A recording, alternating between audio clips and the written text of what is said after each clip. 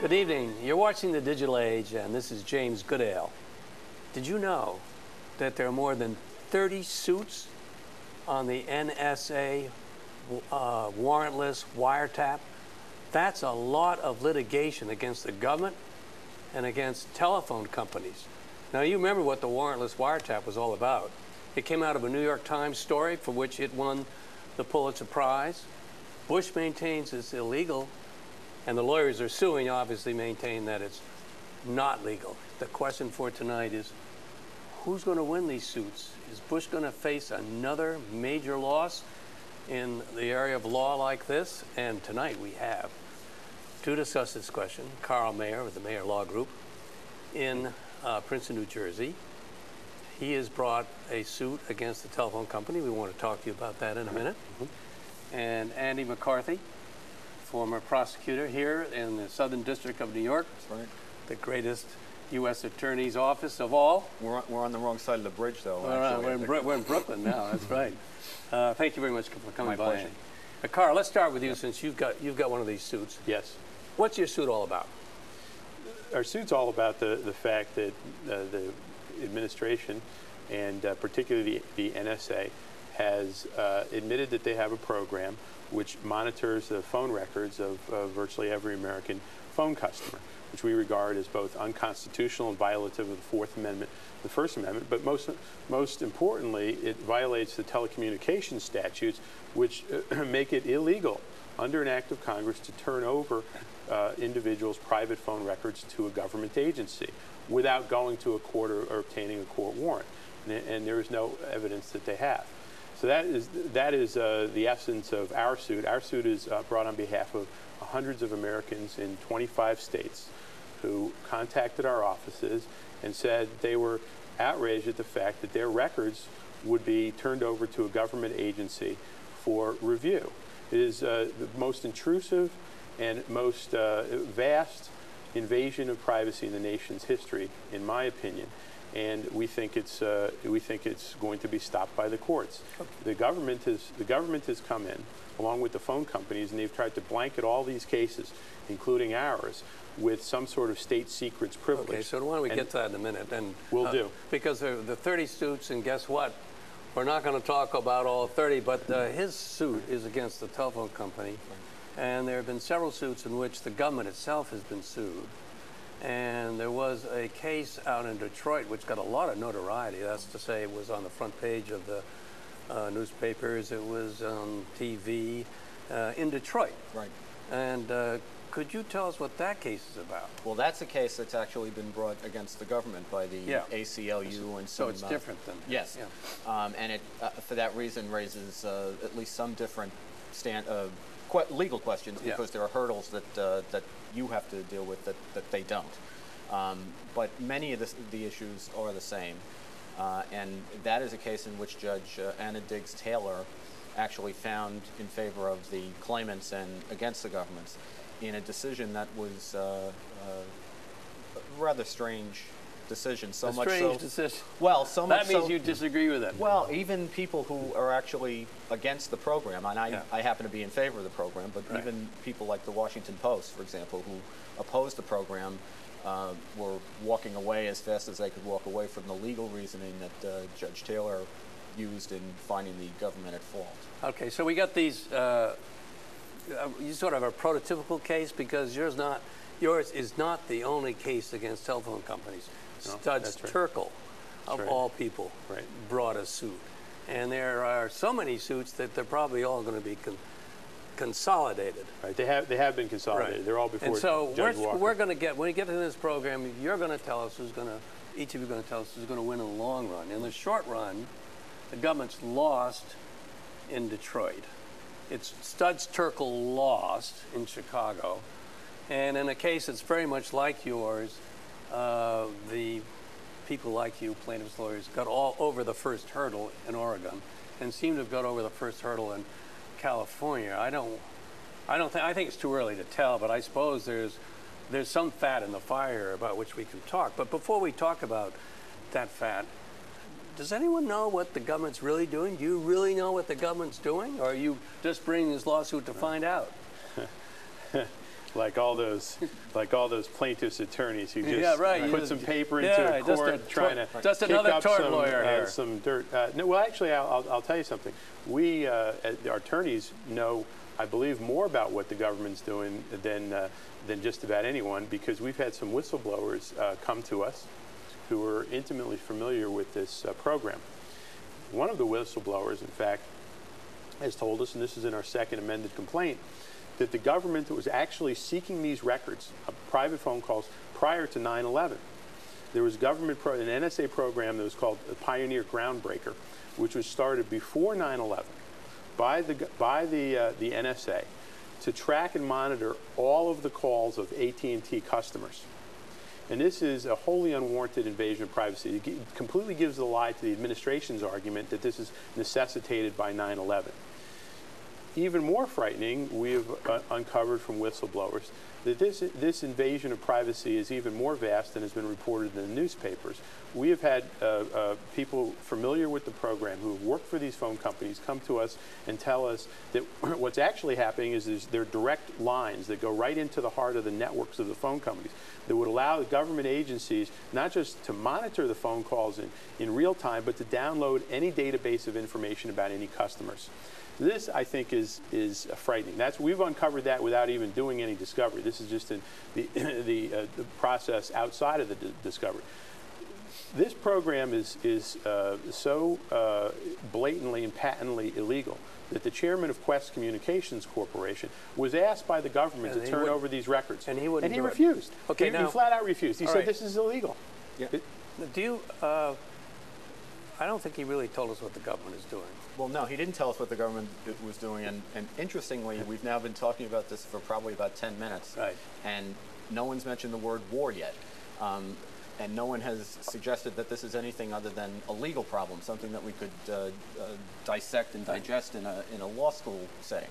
In fact, the country's at war, and what we've been talking about since December, when this program was revealed, is the interesting legal esoterica that surrounds it, whereas the more important issue is, as a matter of national security, does it work? Is it something that actually is keeping us safer? Another part of it, I suppose part of that is the fact that this is a war program means that anything that gets revealed in the litigation is not only going to be revealed to the lawyers, it's going to be revealed to Al-Qaeda, to people who are actually fighting against. And the reason that the administration has indicated that national security privilege is something that it's put into these suits and wants to hold back this information is precisely because we don't want to be educating the enemy about what our capabilities are in wartime.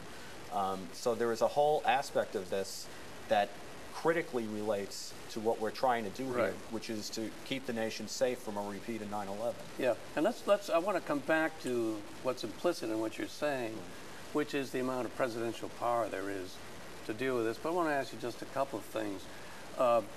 We're talking about what the newspapers call data mining, I think. Would you concede that? I hope so. Yeah, all the information. Yeah, okay. So, we don't know. We don't think. No. You hope it's.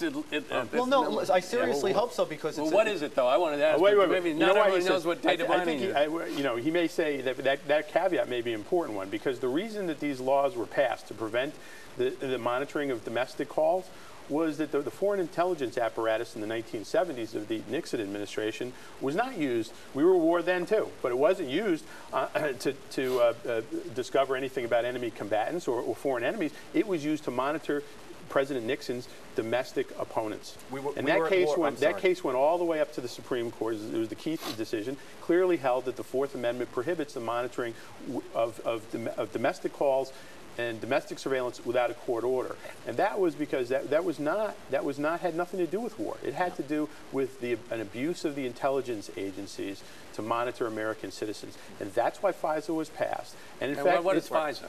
The Foreign Intelligence Surveillance Act, which requires that in order to monitor citizens, you have to go to a special surveillance court and get a warrant. And that's why you're And it's suing. almost always given. We're suing because it's in part it's a violation of FISA. It's also a violation of Telecommunications Act. But just because an administration says they're doing this because we're at war. It doesn't mean that's why they're doing it, and that's why we have laws on the books to hold them accountable, to have judicial process, judicial review, separation of powers. That's what this country is about. There's a lot to unbundle there.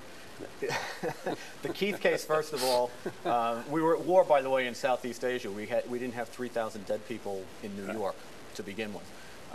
But the Keith case involved the case that you mentioned a few moments ago, which was what ended up... That was in the Supreme Court. Right, resulting in ultimately in the We don't want to be too legal here. Right. But that case, but very importantly, that case involved a domestic threat to national security. It did not involve an international threat to national security, which is what we're dealing with, and the court specifically said that when it was discussing the case.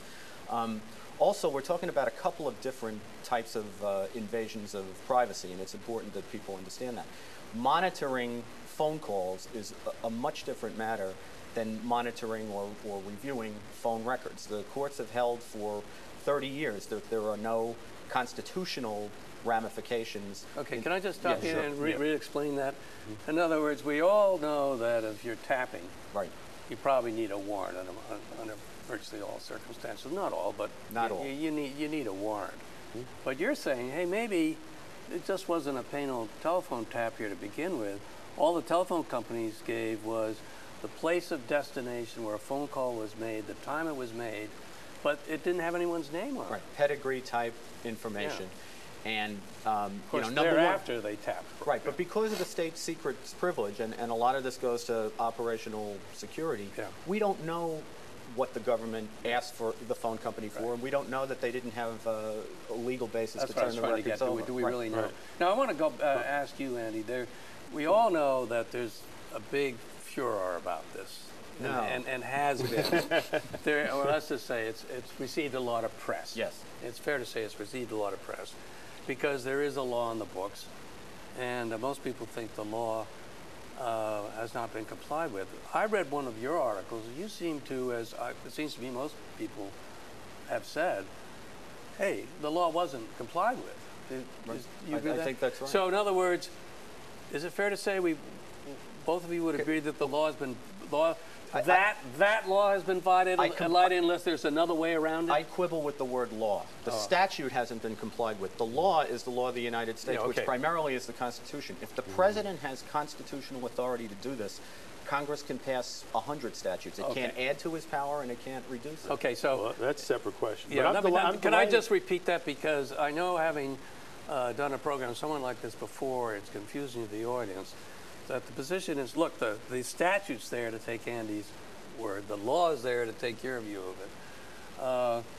The law and the statute, or the statute, have not been complied with, but that doesn't mean we lose if we're defending the U.S. government, because the president has a power that's greater than what the law or the statute says. Every court of appeals that has looked at this, including the Court of Appeals for the Foreign Intelligence Surveillance Act, the court that was created by Congress with the FISA statute that we talked about, has assumed that the president maintains his constitutional ability to do warrantless surveillance in the context of international threats to national security. And Congress can't get in his way in this. That's after 25 years of FISA. All right, but that's not what we're talking. We're talking about monitoring domestic citizens and domestic phone calls. That's what we're talking about here. And this is a vast and unprecedented expansion of executive power. There was a process set up under FISA for the executive to go to these courts and get a warrant.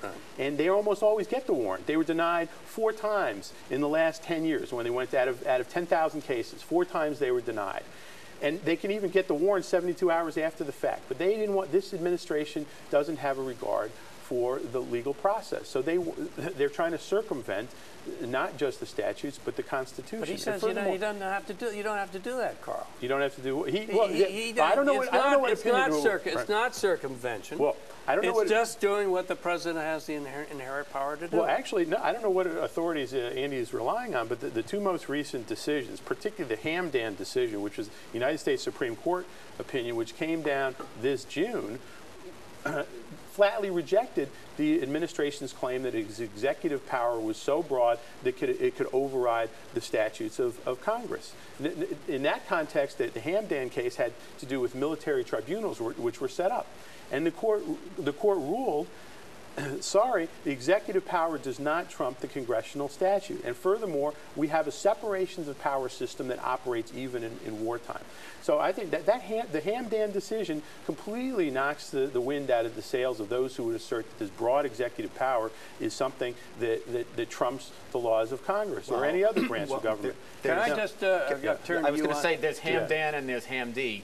Hamdi came out exactly the other way, which without is... the audience out there, is they going to know the difference between N and E? It doesn't matter. Neither one of them is a case that's about what we're talking about, which is surveillance of communications of the enemy. Can I just go back and forth on you? Yeah, sure. On a simple basis, then you can make your point.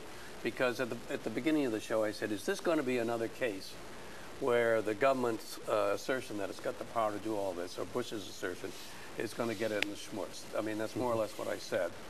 And what I heard over here was recently the Supreme Court said, with respect to setting up commissions to try terrorists, you just can't do it any way you want to, President Bush.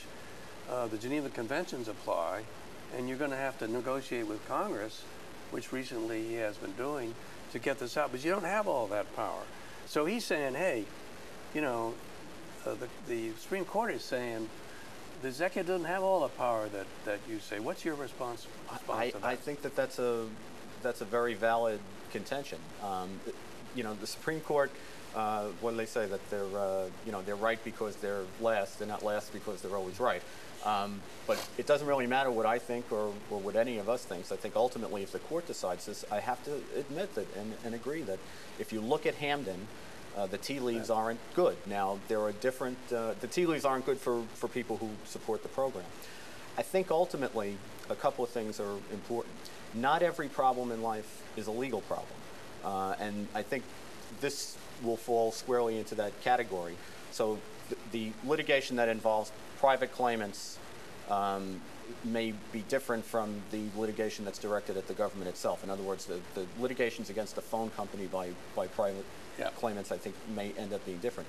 But the ball game here right now, I think, really is in Congress, where in particular, the Senate Judiciary Committee is working with the administration on... Recently they have been. Yes, and the purpose being to try to bring at least most of this program under the legitimate banner of statute, so that we don't have to be arguing about where does the president's power end and Congress's power begins.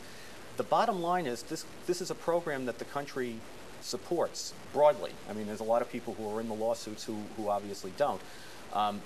But you can't, if your goal is going to be to stop terrorist events from happening, from preventing terrorism rather than prosecuting it after it happens, you cannot protect the country by applying criminal justice modalities to it, like probable cause standards and the FISA as we've known it for over a quarter of a century.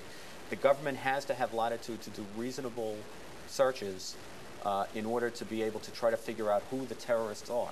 And the problem with FISA and all these other statutes is you have to know that somebody is dangerous ahead of time before you can get the court sanction to do this kind of surveillance. And if we're waiting until we already know someone is dangerous, then we're waiting too long. All right, let's deal with the issue that not everything's a legal problem. That we have a change in technology which permits easier communication among terrorists. We also have a change in technology that permits the commuter to scan these records and to take out the ones that look problematic so that you can stop 9/11 before it happens. Now, under those circumstances, don't the privacy rights, which you are really worried about on behalf of the people you're suing for, just take a back seat? And we have to protect our nation and... No, I don't.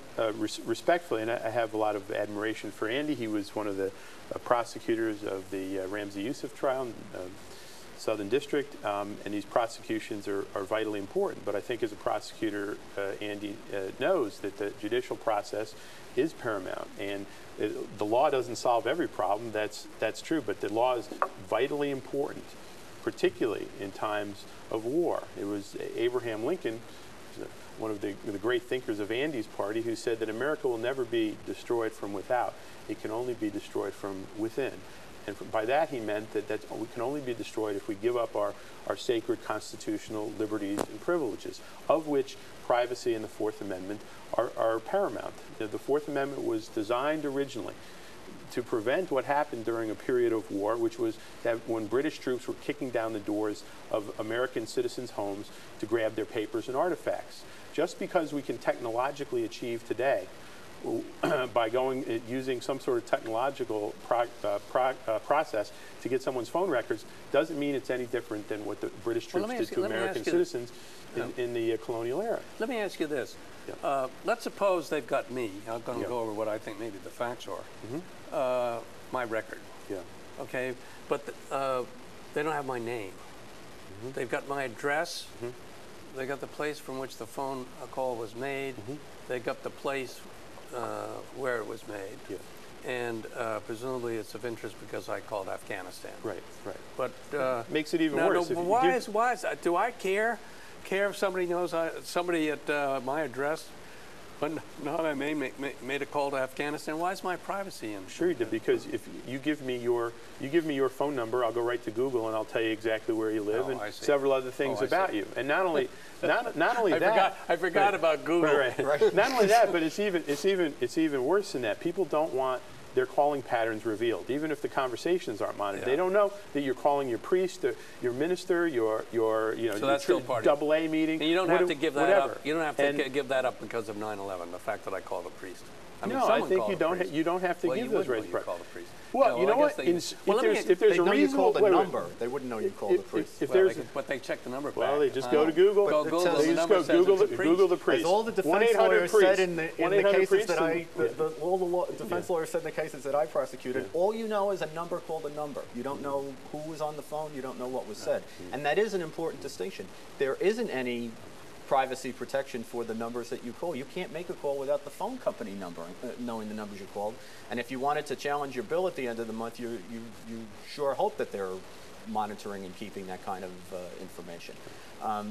Look, it's much different to be collecting information, particularly when you're making efforts to keep it anonymous, than it is to monitor phone calls.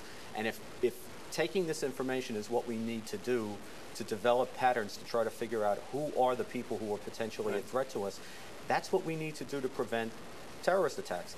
And if we're not willing to do that, then what we have to do, I think very bluntly, is be honest with ourselves and say, we are willing to sustain the costs of terrorism, which is to say, our privacy, my ability to not worry about whether the government is nosing around in my private business when I know that there are a zillion other private information companies already that are nosing around in my private business, that I'm going to be self-absorbed, and that my fretting over that is more important than whether the government can do what it needs to do, can have the wherewithal that it needs to have in order to prevent terrorist attacks. Yeah. That we're going to sustain terrorist attacks as a cost of doing business. So that's a tough question. Let me, if I could, I just want to respond to that. I mean, Andy obviously knows more about law enforcement than I do, but I know of no information suggesting that these intercepts in any way make us safer. In fact, you shouldn't know that. You shouldn't know that. Oh yeah, but what I do know, you can't know it without Al Qaeda knowing. But what I do know, and what the public knows, is that every time there's a major break in an Al Qaeda case, it's because there's human intelligence, not electronic intelligence. Someone has infiltrated the cells, and the intelligence prior to 9/11, it was very well documented that the agents in the field, the FBI agents, kept sending memo after memo saying, hey, these guys are out of the flight school training, not to land the plane, not to take off in a plane, just to fly the plane. Right. Why don't we go take a look at it? And the human intelligence wasn't there. I think this entire electronic surveillance program does not make us more safe. And for the government to keep saying, we know better, we'll tell you, we know better, that the reason that the safeguards are put in place, the reason FISA was put in place, is exactly that the government should prove up its information, go to the court and say we need a warrant. Because in the 1970s, there were enormous abuses of power. The NSA was running several programs that did nothing but intercept domestic calls. They had a program called Operation Minaret that traced every single call of Vietnam veterans who opposed the war. Domestic calls. Right. Total abuse of power came out in the church hearings, and that's why we had FISA. So it's to protect against these abuses that we have this legal and constitutional scheme that everyone keeps saying this is different, this is a different era, the terrorists are going to get us. We had this scheme when the Nazis were a much greater danger than these terrorists. We had this scheme in other points in our history when there were enormous threats against American citizens. You know, I remember these movies in the 60s and 70s, duck and hide under your desk because the Russians are going to be here any minute. Right. Well, but the terrorists are here. The Nazis never attacked us in Manhattan and Virginia, and we didn't have the same technological capabilities that we have now then, and if we had them then, we probably would have had a different national security mosaic. Let's suppose that we have a system whereby the government can look at the place where I called, but not my name. But if they want to intercept my call abroad, they have to have got a warrant, or at least a confirming warrant thereafter. Would you be against that? Do you understand what I'm saying? Yeah, sure. If it meant that the president, in an emergency, an authentic emergency, I'm not talking about a pretext, could not, on his own hook, intercept the calls, yeah, I'd be against that. I also think it would be illegal. I mean, the president has the authority under the Constitution. But if the president had the ability to intercept whenever, but then he had to confirm it with the court, does that bother you? In other words, you intercept it and then 4 days later go to whatever. It doesn't bother me as a system of regular compliance. It bothers me if what you're saying is ultimately the president loses his constitutional authority because Congress decides to pass a statute. All right, so we've got about 2 minutes, 2 minutes left here. We got two suits. One's a privacy suit against telephone companies. The other is against the government. Let's assume we don't have any legislation. Who wins? I think that the private suit, I think it's very likely that will fail, because there are hurdles to that litigation that don't exist in the other litigation, particularly the legal concept. Whether you can show that you were sufficiently injured. Carl doesn't even know who's representing us. Oh, well, you can defend yourself. Okay, but how about the other one? I think the other one, the tea leaves are not good as far as the Hamden case is concerned for the government. I think the government should win. I think the president has this authority, but I'd be very concerned with the current Constitution of the Supreme Court. Andy McCarthy, My thank pleasure. you very much Thank for you. coming by. Now, it's your chance. Who's going to win? I can't imagine what you're going to say. The plaintiffs are going to win. I know plaintiffs. What's that? You mean your clients? My clients who are phone company customers. Right. I know exactly who they are. There are several 125 states. Right. They patronize the phone companies. I know Andy's wife works for Verizon. Tell them to get their checkbook out. He's been checking on your privacy. Writing the checks. Well, he disclosed it on public television. We did another.